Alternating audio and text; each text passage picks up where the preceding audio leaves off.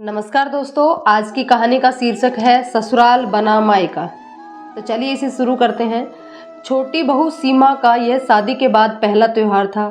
चूँकि सीमा के माता पिता का बचपन में ही देहांत हो गया, इस वजह से वह उसके चाचा चाची ने उसे पाला, इसलिए और हमेशा हॉस्टल में रहने के कारण उसे किसी भी प्रकार के रीति रिवाजों के बारे में ज़्यादा जानकारी नहीं थी।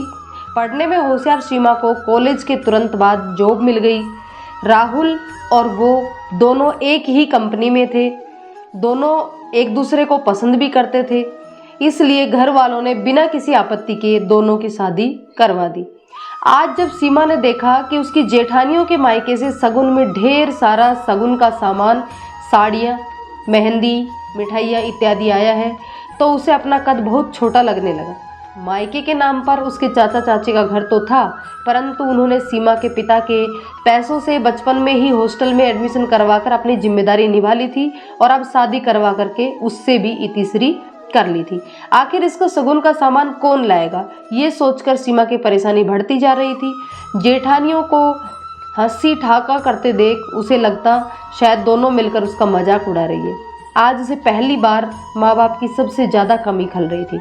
अगले दिन सीमा की सास राधा जी ने उसे आवाज़ लगाते हुए कहा, सीमा बहू, जल्दी से नीचे आके देखो, तुम्हारे मायके से तीज का सुगुन आया है। यह सुनकर सीमा भागी भागी नीचे पहुंची और बोली, चाचा चाची आए हैं क्या मम्मी जी? कहाँ हैं? मुझे बताया भी नहीं कि ये लोग आने वाले हैं। सीमा एक सांस में बोलती चली गई। उसे तो विश्वास ही नहीं हो रहा था कि उसके चाचा चाची भी कभी आ सकते हैं। तभी राधा जी बोली, अरे नहीं, तुम्हारे चाचा चाची नहीं आए हैं, बल्कि भाई और भाभियाँ सब कुछ लेकर के आए हैं। सीमा चौंक कर बोली, पर मम्मी जी, मेरे तो कोई भाई नहीं है। फिर ड्राइंग रूम में जाकर देखो, वो लोग तुम्हारा इंतजार कर रहे हैं। राधा जी ने फिर आंखें चमकाते हुए कहा।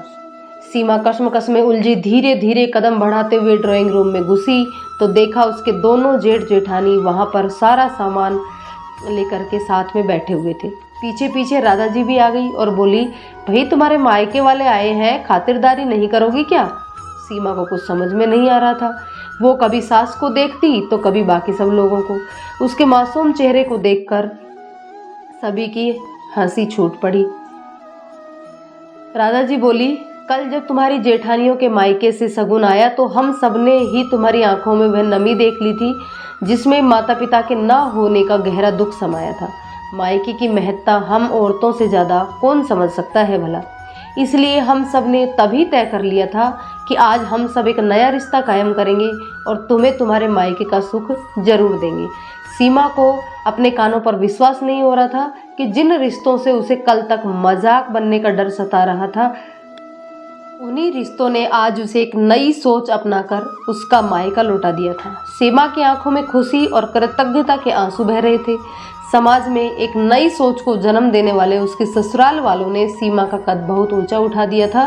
साथ ही साथ अपनी बहू के ससुराल को ही मायका बनाकर समाज में उसका कद और भी ऊंचा उठ चुका था।